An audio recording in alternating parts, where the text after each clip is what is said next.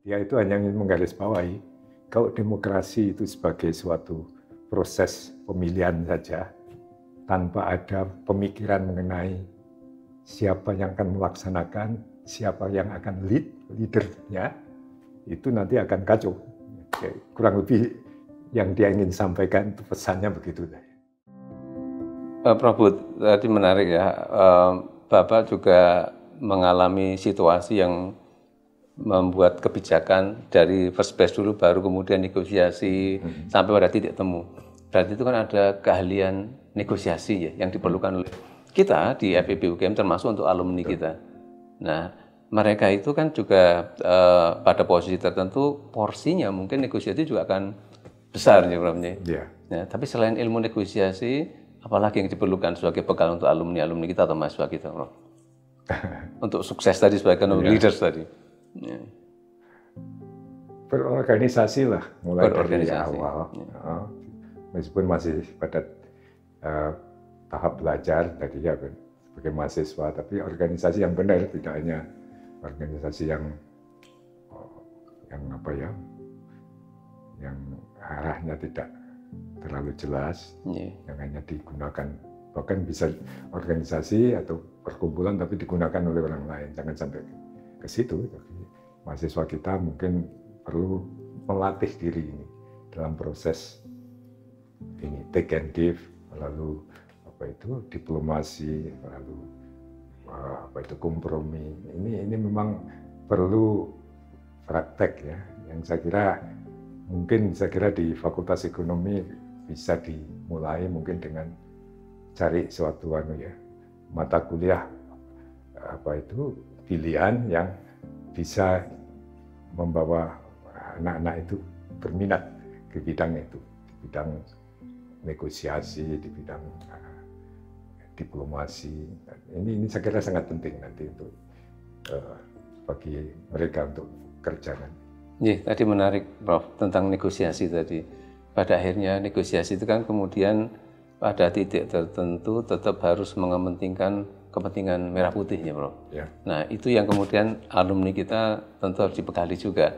Betul. Bahwa jangan sampai negosiasi itu kemudian hanya menguntungkan pihak tertentu yang justru secara agregat merugikan bangsa kita Prof. Betul. Iya, saya kira betul.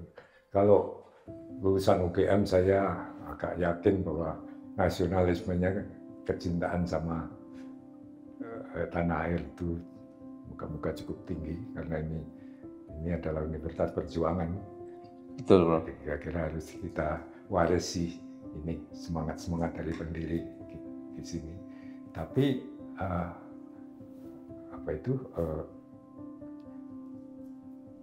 kepentingan negara kita dalam proses negosiasi ini memang perlu analisa yang objektif ya. Tidak hanya kita mengatakan pokoknya sama sekali enggak ini anti asing. Anti asing. Jadi memang harus ada semacam analisa yang jelas, give and take-nya apa, risikonya apa, untungnya apa kalau kita mengambil posisi kompromi ini, kompromi itu. Nah, ini memang saya kira perlu praktek ya. Tapi kalau kita lihat di luar itu, kalau di MBA, program dan sebagainya itu banyak itu proses gitu. Kelas-kelas yang untuk mempraktekkan negosiasi, bagaimana ini untuk reginya. Jadi macam game apa ya? Itu perlu itu, semacam game, membuat suatu game apa itu namanya. Di mana di situ beberapa kelompok mahasiswa diberi tugas atau diberi target mau untuk mencapai yang maksimal yang bisa dicapai. Case studies atau apa itu istilahnya? Case juga. Case. Ya. Sejak mahasiswa S1 pun sudah kami sediakan di kelas. Yeah. Saya kira itu penting itu nanti.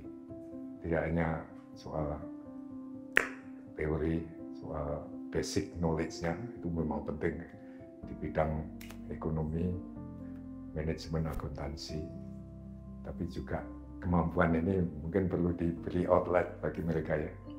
Dan saya lihat ini anunya apa itu fasilitasnya lumayan, ini bagus sekali buat saya. Ini saya kira Pak Dekan bisa mulailah ini dengan eksperimen bagi anak-anak adik-adik kita ini untuk melakukan proses negosiasi seperti seakan-akan ini ada suatu negosiasi perdagangan atau apapun. Iya, Prof, menarik. Nah, Prof. Budiono, ini kalau kita kaitkan dengan situasi sekarang, di mana pasca pandemi ini kan kita melihat kehidupan sudah mulai normal ini ya, Prof.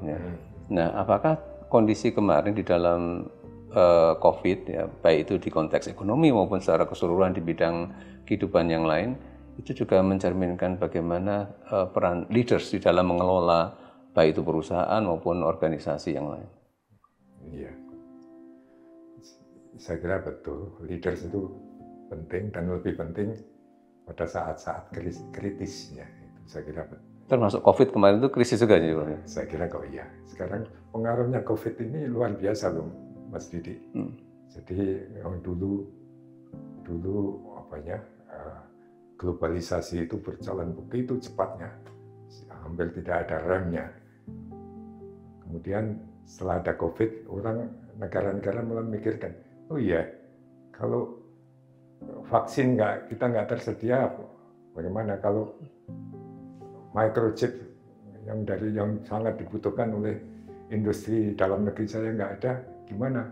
Aku mulai mikir onshoring ya. Jadi ini berarti sebenarnya ada rem dari globalisasi yang dulu begitu lepas, di mana itu global supply chain itu dianggap udahlah itu paling bagus, memang paling efisien, tapi belum tentu aman dalam untuk negaranya, dalam keadaan krisis. Dan itu krisis bisa terjadi nanti. Apakah itu virus lagi yang baru muncul, apakah itu climate change, apakah itu geopolitik, di mana di situ ada gesekan-gesekan. Contohnya Ukraina, pengaruhnya di mana-mana sekarang. Termasuk ke supply chain naik, harga energi naik. Ya. Ini kita masing-masing negara mulai memikirkan sekarang bagaimana membangun security dari masing-masing ini. Jadi lalu melihat ke dalam lagi, tidak lagi seperti itu. Ini berlaku untuk semua negara maju maupun negara berkembang seperti negara kita. Kita memikirkan bagaimana kita food security, energy security, semuanya itu harus masuk dalam pertimbangan, tidak hanya kita mengejar ekspor yang maksimal dan sebagainya.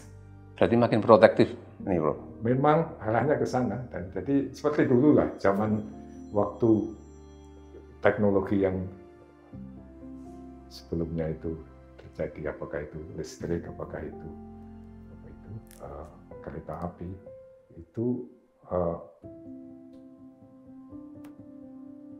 proses ekonomi itu tiba-tiba nanti terhambat oleh adanya kesadaran bahwa oh ya, kalau ini semuanya dibebaskan, semuanya nggak ada pemikiran mengenai bagaimana kelompok saya, artinya negara saya, dalam situasi kalau ada suatu hal yang kritis, maka lalu ya akan timbul kesulitan yang kita sendiri nggak bisa mengatasi. Jadi memang proses seperti ini, lepas lalu kemudian ada rem, itu terjadi di masa lampau juga. Ini sudah normal lah. Tapi sekarang kita memang harus memikirkan dengan betul. Kalau saya kira beberapa tahun yang lalu sebelum COVID lah, itu kita masih memikirkan global supply chain dan macam-macam yang global itu nggak ada masalah lah. Ternyata ada masalah. Jadi memang ini suatu kesadaran yang perlu kita terjemahkan dalam action. Termasuk public policy-nya juga nih, Bro. Oh iya. Nah, kaitannya dengan krisis tadi, kalau Prof. Budiono melihat 2019 kemarin COVID itu sampai katakanlah tahun lalu ya, itu krisis. Kalau kita flashback juga di tahun 98 kan mulai dari krisis ekonomi juga, 2008 ya, itu juga krisis lagi. Sepertinya siklus 10 tahunan ini. Ya. Jangan-jangan nanti 2020 berapa 30 atau ya. Tapi Prof. Dona termasuk yang mengalami proses itu. Saya yakin pada waktu krisis 98, 2008, Prof. Dona adalah menavigasi ekonomi bangsa kita. Nah, menurut Bapak ini bagaimana nih, ceritanya menarik karena Bapak tadi melihat ini krisis tapi bisa diatasi, bisa diatasi. Nah, itu kan perlu diresip juga, Prof. Iya, betul. Krisis kalau 10 tahunan saya kira mungkin ya nggak harus seperti itu ya. Krisis ini timbul karena bukan karena apa-apa, karena ulah manusia yang mungkin berlebihan dalam bidang di hal yang tertentu dan sebagainya. Contohnya dari globalisasi yang berlebihan, lalu orang yang mengabaikan itu pertahanan kesehatan di dalam negeri hingga dikacaukan oleh adanya virus saja. Nah ini semua memang perlu apa itu forethinking, memikir sebelumnya bagaimana mengatasinya.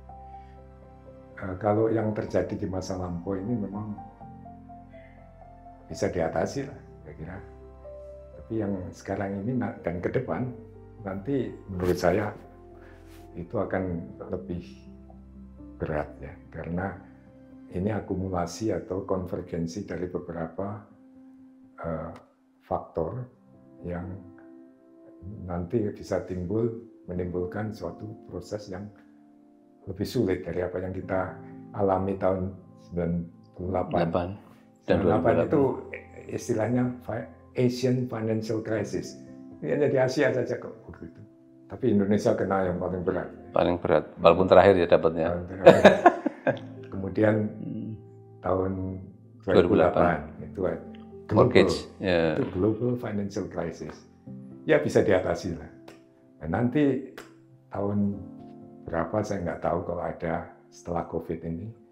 Kalau ini ada konvergensi dari faktor-faktor tadi, climate change, geopolitik, lalu kemudian ada financial, dan bisa terjadi juga seperti tahun 2008, 98 itu hanya financial sebetulnya, tapi kemudian mereka ke politiknya.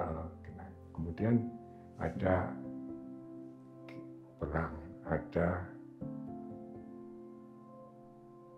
krisis-krisis yang lain di bidang politik, itu nanti konvergensi seperti ini akan menjadi berat. Menurut saya ya kita harus siap mental, siap apapun yang nanti ke depan ini. Memang nggak jelas ini kita kapan akan terjadi, tapi tujuannya kan untuk kita menyiapkan diri apapun yang terjadi. Apakah itu kemudian diartikan bahwa akan ada opportunity juga? Karena krisis itu kan di sisi lain juga bisa dipandang sebagai opportunity. Yang dulu kita melihatnya sebagai bencana dalam arti yang negatif, mengubah supply chain tadi kan berarti kita punya kesempatan untuk berperan lebih banyak di dalam proses perekonomian global begitu, Bro. Apakah bisa diartikan peluang juga? Karena nyatanya surplus kita makin bertambah ini, Bro. Surplus ekonomi kita ini. Ya, karena harga beberapa komoditi kita naik. Naik, ya. Itu transien gitu. Nggak bisa kita pegang terus. Windfall profit ini ya. Harga komoditas itu kalau lihat pengalaman bisa naik turun dalam waktu singkat. Ya kita nggak tahu, muka-muka kita masih bisa mendapatkan berkahnya. Ya. Tapi berkah ini kita gunakan untuk memperkuat tadi, menurut saya, kemampuan-kemampuan untuk menghadapi masa depan. Ya, bagi seorang calon pemimpin ya, mahasiswa kita kan suatu ketika nanti 20 tahun lagi akan memimpin bangsa kita ini, bekal apa yang menurut Bapak harus bisa disiapkan sejak dini oleh kampus ataupun bagi individu mahasiswa tersebut? Iya, pertanyaan besar itu. Iya, Bro. Kalau kembali ke Plato ya, memang harus ada suatu sistem di mana membentuk leader. Ini memang harus ada. Tidak bisa leader itu hanya kita mengandalkan pada proses random ya. Nanti tiba-tiba nanti kan Tuhan akan menurunkan apa itu pemimpin yang besar. Tapi itu bisa terjadi 1000 tahun, setiap 1000 tahun. Dan leader itu tidak harus pemimpin besar seperti itu, tetapi semua di bidang, semua level, semua tataran itu perlu pemimpin sih, as you know. Pada tingkat yang paling kecil pun perlu leader. Jadi contoh Socrates tadi ya memang seakan itu mencakup apa yang diperlukan oleh suatu leader. Dan proses meritokrasi pendidikan dan proses penciptaan sikap yang benar ini memang harus dimulai dari awal. Menurut saya tidak hanya pada tingkat universitas. Kalau saya ya, pandangan saya, leader ini akan terbentuk kalau kita mulai menggarap generasi yang akan mengganti generasi yang sekarang. Generasi sekarang itu sudah kurang lebih terbentuk ya, jadi bisa diperbaiki itu. Tapi yang paling banyak bisa kita andalkan itu adalah bentuk generasi pengganti ini yang harusnya lebih baik dari generasi sekarang. Dan itu artinya kita harus mulai dari anak-anak kita, mulai dari masa mudanya, bagaimana pendidikannya, bagaimana kesehatannya, bagaimana ya apapun apa itu. Ya pendidikan dan kesehatan itu pokok lah. Sehingga mereka bisa menjadi leader seperti yang dibayangkan oleh Plato. Jadi Plato tadi ya mulainya dari bawah itu, mulai dari anak-anak yang masih kecil, dididik mengenai pengetahuan yang umum, kemudian dididik musik, dididik sport, itu untuk membentuk pribadi itu sebenarnya bukan. Lalu sampai kepada filsafat pada tingkat yang paling tinggi. Untuk pemimpin yang benar-benar yang pada top itu ya harus tahu filsafat lah. Mulai tahu sekarang ya mungkin enggak ya, tapi itu pandangan mereka. Jadi mengetahui hal yang sangat umum, apa yang menjadi apa itu hukum yang mengatur semua itu. Jadi filsafat lah. Wah, luar biasa ini wisdom yang disampaikan oleh Prof. Budiono ini. Ya. Pertanyaan yang menjelang akhir ini, Prof. Apakah kemudian Prof. Budiono akan merevisi atau memperbaiki buku yang sejarah perekonomian? Tadi Bapak cerita melalui berbagai krisis, nah itu kayak menarik, Prof, untuk ditulis, Prof. Saya baru saja merayakan ulang tahun saya ke 80. 80. Saya nggak tahu, saya harus menanyakan diri saya sendiri nanti.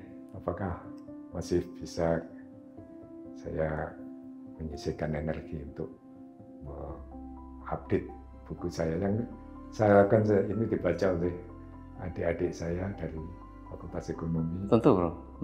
Karena pengalaman sejarah itu penting, benar-benar penting. Kalau kita nggak belajar dari sejarah, itu kita akan mengulang kesalahan yang dulu. Jadi belajar dari sejarah penting. Jadi analisa ekonomi bagus ya, tetapi sejarah perekonomian kita ini perlu diajarkan dengan runtut dan supaya anak-anak itu bisa menarik lah kesimpulannya apa itu yang kita pelajari. Tadi yang Mas Didi sampaikan mengenai terjadinya krisis, beberapa krisis ini juga pelajaran bagi kita. Jangan sampai mengulang seperti dulu. Banyak itu kesalahan yang zaman dulu itu harus kita legowo, kita katakan oh ya salah waktu itu ya. Jangan menyalahkan orangnya ya, tapi salah kita perbaiki. Belajar dari sejarah, betul. Buku itu wallahu alam. Saya nggak tahu nanti kita. Moga-moga masih bisa ya, Prof. Karena saya dulu murid Bapak dan buku Bapak juga kami pakai sinopsis dan sebagainya. Itu kan bahkan lebih mudah dicerna dibanding buku aslinya gitu. Buku textbook yang di luar negeri. Itu Bapak punya kemampuan untuk simplifikasi yang teori yang rumit menjadi mudah dipahami. Nah, dalam sejarah itu juga sama, Prof. Kalau Bapak bisa menuliskan bagian yang terakhir ini kan insya Allah, Mas. Yeah, kami sangat senang untuk bisa mendukung Bapak untuk menulis lagi. Yeah. Baik, ini sudah menyita waktu Prof. Budiono cukup banyak. Kami sangat berterima kasih atas kesediaan Bapak meluangkan waktu untuk kami agar bisa berbagi wisdom. Tentu Bapak dengan pengalaman di berbagai institusi di negeri ini, termasuk sebagai Wapres, itu adalah hal yang luar biasa untuk ditularkan kepada mahasiswa kami, termasuk dosen-dosen juga, agar bisa belajar banyak dari wisdom yang Bapak sampaikan tadi. Terima kasih, Didi. Ini satu kebahagiaan bisa ketemu dengan teman-teman my next generation. Semoga saja Anda semua sukses. Amin. Mendidik adik-adik kita. Terima kasih. Sekali lagi terima kasih, Prof. Sehat selalu. Sama-sama. Assalamualaikum warahmatullahi wabarakatuh.